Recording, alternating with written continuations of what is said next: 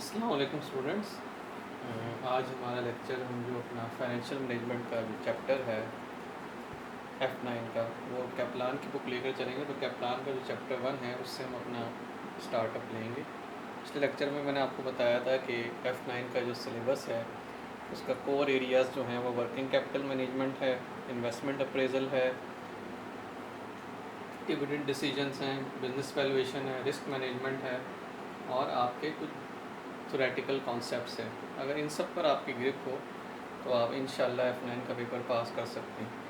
तो अभी हम जो है जो पहला चैप्टर है जो हम कैप्लान की स्टडी टेक्स्ट को लेकर चलेंगे, क्योंकि कैप्लान की स्टडी टेक्स्ट उनके लिए बहुत अच्छी साबित हुई है, जो कि अपना कैरियर भी परसू कर रहे होते हैं और साथ साथ ACC की स्टडीज़ भी कर रहे होते हैं, क्योंकि बहुत ब्रीफ और कंसाइज बना हुआ है।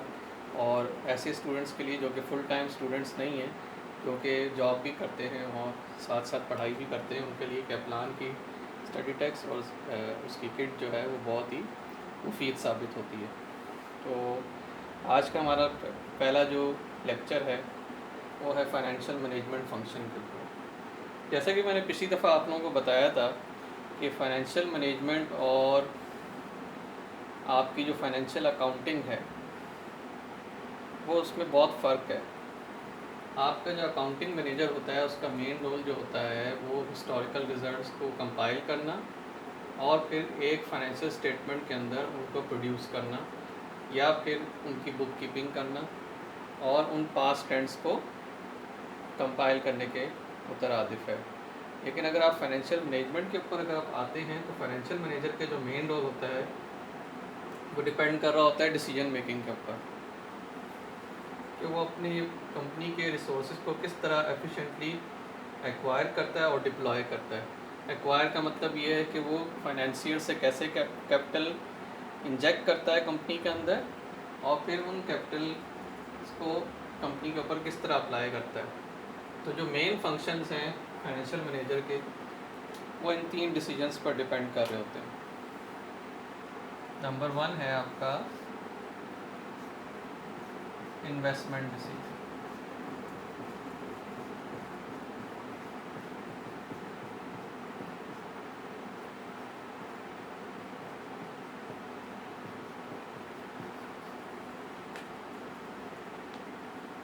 इन्वेस्टमेंट डिसीजन का मतलब ये है कि आपके फाइनेंशियल मैनेजर को ये डिसीजन लेना होता है कि आपकी लॉन्ग टर्म इन्वेस्टमेंट जो कि नॉन करंट एसेट में बैलेंस शीट में लाइन आइटम होता है नॉन करंट एसेट, उस पर जब आप इन्वेस्ट करते हैं और जैसे कि शॉर्ट टर्म इन्वेस्टमेंट करते हैं वर्किंग कैपिटल में, तो उससे हमें क्या रिटर्न आएगा, क्या हमें ये इन्वेस्टमेंट करनी चाहिए, क्या ये इन्वेस्टमेंट फिजिबल है, क्या हमने जो फाइनेंशियल से पैसा लिया है इक्विटी की मद में, डेट कैपिटल की मद में, वो नॉन करंट एसेट पे अगर हम इन्वेस्ट करें तो हमें क्या रिटर्न मिलेगा। सबसे पहला डिसीजन जो फाइनेंशियल मैनेजर को लेना होता है वो होता है इन्वेस्टमेंट डिसीजन।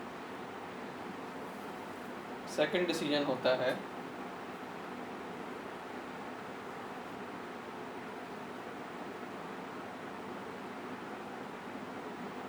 Financing decision.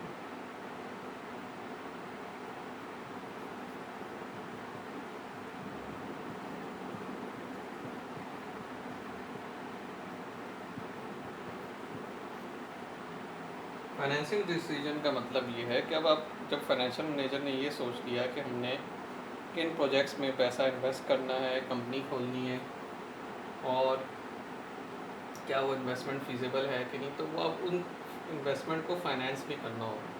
क्योंकि तीन तरीके होते हैं फाइनेंसिंग के। या तो आप अपनी जेब से पैसा लगाते हैं, या आप अगर कंपनी खोलने जा रहे हैं तो वहाँ यही पैसा जो आप जेब से लगा रहे होते हैं वो इक्विटी होल्डर्स बन जाते हैं। प्राइवेट कंपनी अगर हो तो वो इक्विटी होल्डर्स होते हैं, अगर लिस्टेड कंपनी हो तो उसमें पब्लिक का शेयर भी आ जाता है, तो पब्लिक भी इन्वेस्ट करती है कंपनी के अंदर। और दूसरा जो सोर्स ऑफ फाइनेंस है मेन, वो आपका डेट कैपिटल है। तो फाइनेंसिंग डिसीजन का मतलब है from what sources should fund be raised. आपके जो फंड्स हैं वो किन सोर्सेज से आने चाहिए, क्या वो डेट लेंडर से आने चाहिए, लेंडर से आने चाहिए, या आप शेयर होल्डर से पैसा इकट्ठा करेंगे राइट इशू करके। बोनस इशू में तो कैश नहीं आता, राइट इशू करके आप उनसे पैसा इकट्ठा करेंगे या आप एक नई कंपनी खोल रहे हैं तो पहले आपको कैपिटल इंजेक्ट करना पड़ेगा। इक्विटी होल्डर जो पैसा लगाएंगे और इनिशियली शेयर होल्डर जो सब्सक्राइब करेंगे वो आपका फाइनेंसिंग डिसीजन होगा। जब आप कोई बैंक से लोन लेना चाहते हैं कंपनी स्टार्ट करने के लिए वो भी आपका फाइनेंसिंग डिसीजन होगा। तो ये सब चीज़ें फाइनेंशियल मैनेजर का काम होता है।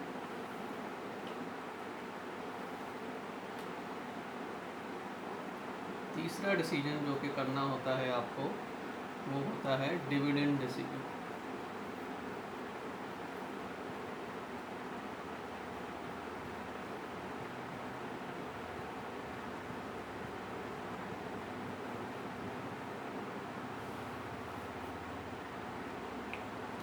डिविडेंड डिसीजन का मतलब होता है how should cash fund be allocated to the share holders और the equity holders and how will they value the business. Dividend decision का मतलब दूसरे लफ्ज़ों में ये है कि जब आप इन्वेस्ट कर देंगे या फाइनेंसिंग करेंगे फिर आप इन्वेस्ट करेंगे तो वो रिटर्न आप अपने फाइनेंसियर्स को किस तरह प्रोवाइड करेंगे। देखें जो मेन आपका फाइनेंशियर है जो कि ओनर भी होता है कंपनी का वो इक्विटी होल्डर है, तो इक्विटी होल्डर को अपने रिटर्न से मतलब होता है। तो फाइनेंशियल मैनेजर का काम होता है कि वो दे देखे कि कितना पैसा बिजनेस में रिटेन करना है और कितना डिविडेंड के तौर पे शेयर होल्डर्स में डिस्ट्रीब्यूट करना है। तो ये डिसीजन भी फाइनेंशियल मैनेजर को लेना होता है क्योंकि शेयर होल्डर सिर्फ अपनी वेल्थ के ऊपर सोच रहा होता है कि मेरी वेल्थ किस तरह मैक्सिमाइज होगी। शेयर होल्डर की वेल्थ जो मैक्सिमाइज होती है वो दो तरीक़ों से हो रही होती है,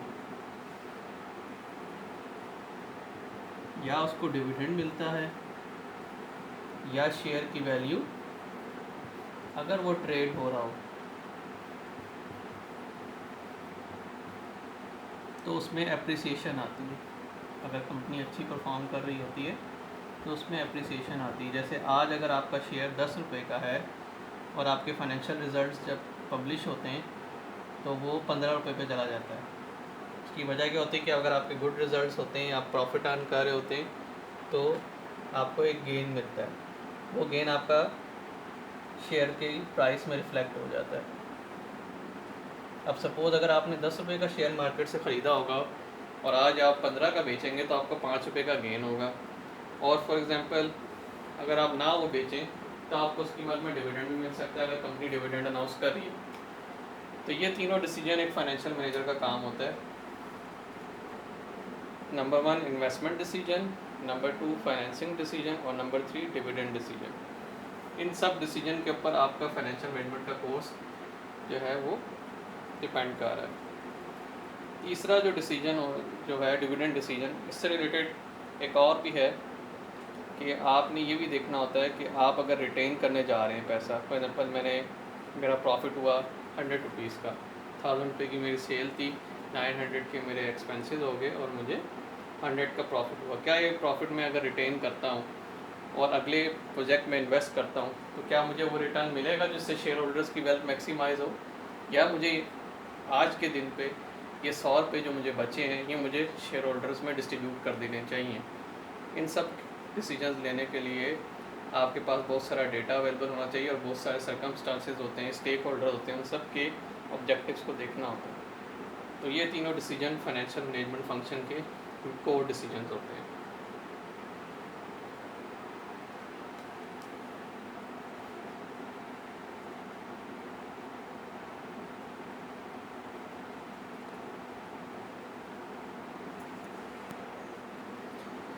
अभी हमने डिस्कस किया था कि फाइनेंशियल मैनेजमेंट फंक्शन के क्या रोल्स होते हैं, जैसे कि इन्वेस्टमेंट अप्रेजल है, डिविडेंड डिसीजन है, फाइनेंसिंग डिसीजन है। तो फाइनेंशियल मैनेजर और मैनेजमेंट अकाउंटिंग और फाइनेंशियल अकाउंटिंग, इन तीनों में फ़र्क क्या है? ये तीनों टर्म्स इंटरचेंजेबली यूज़ कर रहे होते हैं लोग, जो कि गलत है क्योंकि सबके फंक्शंस और रोल्स एंड रिस्पॉन्सिबिलिटीज़ अलग अलग होती हैं। अगर हम देखें फाइनेंशियल अकाउंटिंग की, तो फाइनेंशियल अकाउंटिंग का मैंने पहले भी जैसे अभी थोड़ी देर पहले आप लोगों को बताया कि फाइनेंशियल अकाउंटिंग का मतलब ये है कि आपने अपनी बुक कीपिंग, अपने अकाउंटिंग रिकॉर्ड्स जो कि पास्ट रिजल्ट्स पर डिपेंड कर रहे होते हैं, उनको फाइनेंशियल स्टेटमेंट में प्रेजेंट करना होता है। आप अकाउंटिंग करते हैं, आप उनके लेजर्स मेंटेन करते हैं, आप उनकी क्लोजिंग्स करते हैं और फिर उन रिज़ल्ट्स को आप फाइनेंशियल स्टेटमेंट में प्रेजेंट कर देते हैं।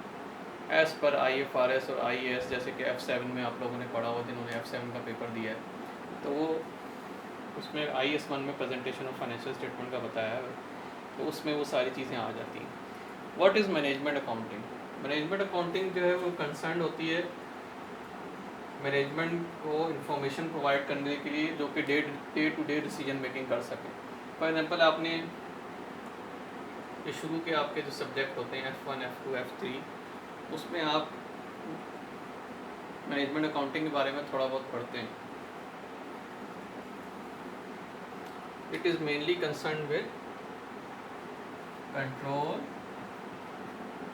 And decision making.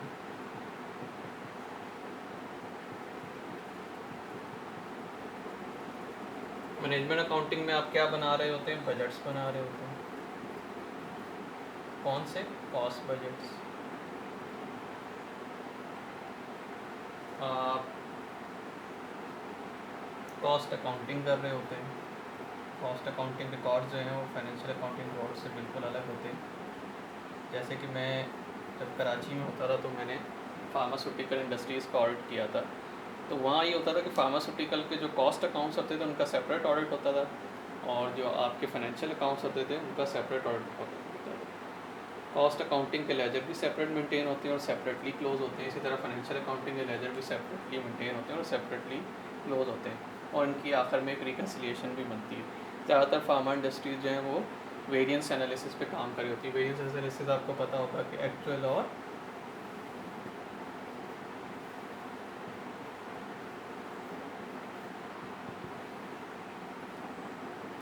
What were your actual results and what were your flex result. जो डिफरेंस इसमें आता है वो आपका वेरिएंस होता है। कई जगह पे आप फ्लेक्स नहीं कर पाते तो आप बजट के साथ कंपेयर कर रहे होते हैं कि आपने बजट किया था कि मेरी जो है रॉ मटेरियल की प्राइस इतनी होगी और क्वांटिटी मेरी इतनी होगी, लेकिन एक्चुअली जो है जब मैंने निकाला और जब मैंने प्रोडक्शन शुरू की तो मेरा एक्चुअल रिज़ल्ट कुछ और आया। तो ये डिफरेंस जो होता है वो एडवर्स और फेवरेबल वेरिएंस में रिजल्ट कर रहा होता है। कॉस्ट अकाउंटिंग से मुराद कॉस्ट अकाउंटिंग की बहुत सारी मार्जिनल कॉस्टिंग है, एब्जॉर्प्शन कॉस्टिंग है, और बहुत सारी कॉस्ट अकाउंटिंग टर्मिनोलॉजीज़ हैं जो कि यूज़ होती हैं। तो आपको देखना होता है कि आप कौन सा कॉस्टिंग मैकेनिज़्म यूज़ कर रहे हैं। आप मार्जिनल बेस पे जा रहे हैं, आप एब्जॉर्प्शन बेस पे जा रहे हैं, प्रोडक्ट की कॉस्ट निकालते हैं, आप डिसीजन लेते हैं डे टू डे में कि यार क्या मुझे ये शट डाउन कर देना चाहिए, क्या ये मुझे डिसीजन लेना चाहिए कि मैं इसको, मेरा जो है नेगेटिव आ रहा है कंट्रीब्यूशन, तो मुझे एक प्रोडक्ट कंटिन्यू करनी चाहिए। इस तरह के डिसीजन आपके मैनेजमेंट अकाउंटिंग में आते हैं, और ये सारे शॉर्ट टर्म होते हैं। इनका मेन नेचर क्या है? ये शॉर्ट टर्म होते हैं और 12 मंथ्स के होराइजन पर होते हैं। फाइनेंशियल मैनेजमेंट के अंदर जैसे कि मैंने आपको बताया कि आपके जो डिसीजन हैं वो लॉन्ग रन होंगे, रिलेटेड टू फाइनेंसिंग,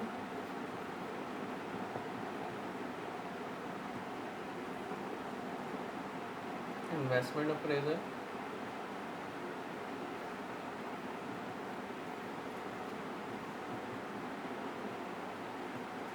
और डिविडेंड डिसीजन पर डिपेंड कर रहा है।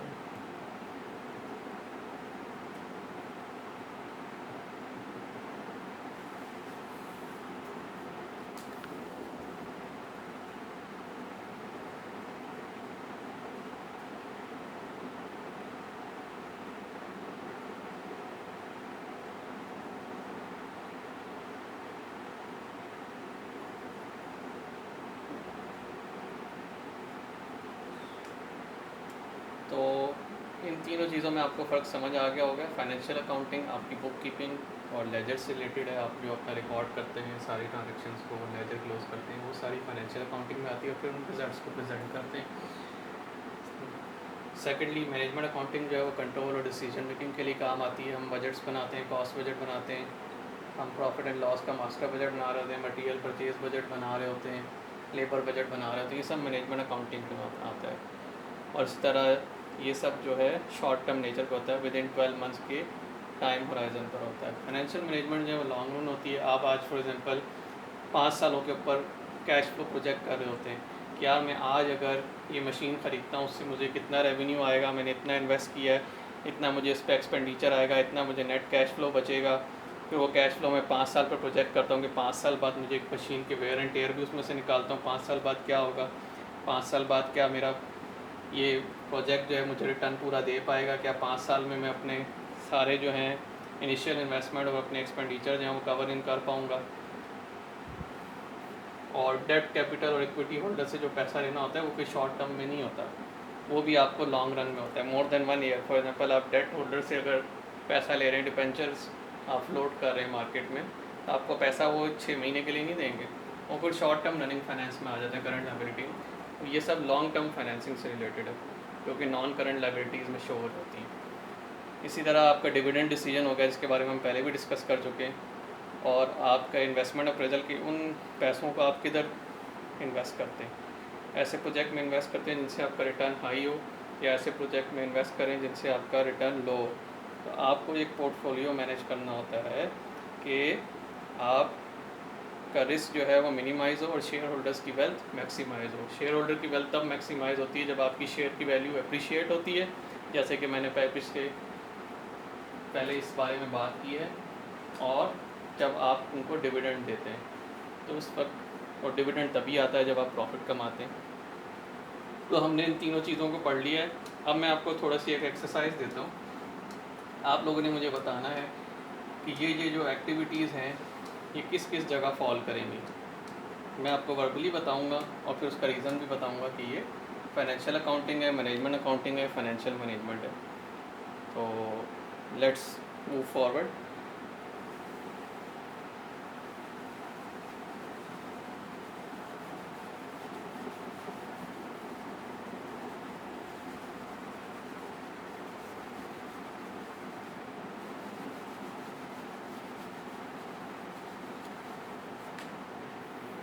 सबसे पहले review of over time spending. Review of over time spending ये एक एक्टिविटी है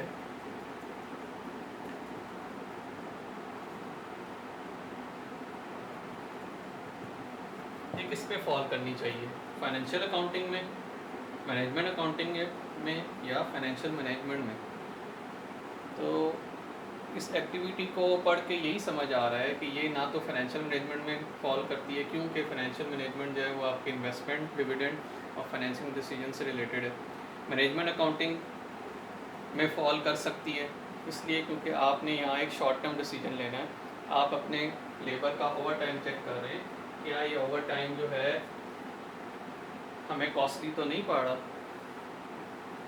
क्या हमें ये ओवर टाइम को फॉरगो करके हम परमानेंट रिसोर्सेज ले लें और फिर हम जो है अपने ऑपरेशंस को एक्सपेंड करें। तो ये डिसीजन लेने के लिए आपको कुछ कॉस्टिंग करनी पड़ेगी। तो ये आपको review of over time spending management accounting में फॉल करेगा, ना कि फाइनेंशियल मैनेजमेंट में। और फाइनेंशियल अकाउंटिंग में तो फॉल कर ही नहीं सकता, ना इसके अकाउंट्स होते हैं और ना उसके लेजर्स होते हैं। हाँ, आप उनसे डेटा फैच करते हैं और फिर मैनेजमेंट अकाउंटिंग के तौर पे उसको यूज़ करते हैं। दूसरी activity,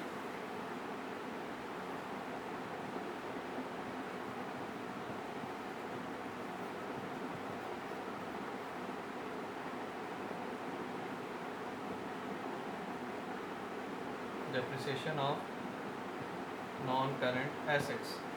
depreciation of non current asset, depreciation जैसे आपको पता है कि जब आप एसेट यूज़ करते हैं तो वेयर एंड टेयर होता है और मोर देन 1 ईयर पे यूज़ हो रहा होता है, तो उसका जो एक्सपेंस है वो हम depreciation as a non cash item profit and loss में चार्ज करते हैं। डेप्रिसिएशन की डिफरेंट पॉलिसीज़ हैं, आपने शुरू में पढ़ी होंगी कि कुछ रिड्यूसिंग बैलेंस पे कर रहा होता है, कोई स्ट्रेट लाइन पे कर रहा होता है, कोई और डिफरेंट मेथड्स पर कर रहा होता है। तो ये डेप्रिसिएशन की जो रिकॉर्डिंग है और डेप्रिसिएशन का जो एक्सपेंस है ये काम कहाँ फॉल करेगा, ये काम आपका फाइनेंशियल अकाउंटिंग में फॉल करेगा। ना ये फाइनेंशियल मैनेजर का काम है, ना ये मैनेजमेंट अकाउंटेंट का काम है कि वो डेप्रिसिएशन कैलकुलेट करे। ये फाइनेंशियल अकाउंटिंग वाले का काम है, या अकाउंटिंग मैनेजर का, कि वो डेप्रिसिएशन कैलकुलेट करे, उसकी जेवी पास करे और फिर उसको डिफरेंट लेजर्स में रिकॉर्ड कर दे।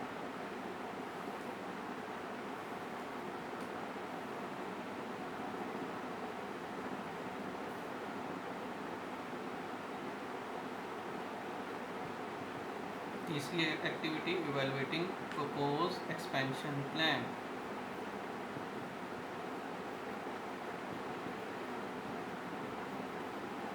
ये एक्टिविटी आप बताएं कहाँ फॉल करेगी। देखिए, ये फाइनेंशियल अकाउंटिंग में तो फॉल कर नहीं सकती क्योंकि वो हिस्टोरिकल रिजल्ट पर बेस होता है। ये अब आप फ्यूचर के ऊपर प्रिडिक्ट करेंगे, फ्यूचर में आप किस प्रोडक्ट में एक्सपेंड करना चाहते हैं, क्या आप डाइवर्सिफाई करना चाहते हैं, क्या आप अपना इंटरनल ग्रोथ करना चाहते हैं कि एक्सटर्नल ग्रोथ करना चाहते हैं। इंटरनल ग्रोथ से मुराद है कि आपकी जो भी प्रोडक्ट है उसी को अंदर आप इनोवेशन ला के उसके एक्सपेंशन की तरफ जा रहे हैं, या आप एक्सटर्नल ग्रोथ करना चाह रहे हैं। फॉर एग्जांपल आप कोई और बिजनेस एक्वायर करना चाह रहे हैं, या आप हॉरिजॉन्टल इंटीग्रेशन की तरफ जा रहे हैं, या वर्टिकल इंटीग्रेशन की तरफ जा रहे हैं, कोई दूसरा बिजनेस एक्वायर कर रहे हैं। तो ये वाला काम कौन करता है? Financial manager. और ये किस में आएगा? इन्वेस्टमेंट अप्रेजल वाली एक्टिविटी में, जो कि मैंने आपको अभी बताई। इन्वेस्टमेंट डिसीजन, इन्वेस्टमेंट अप्रेजल या इन्वेस्टमेंट डिसीजन।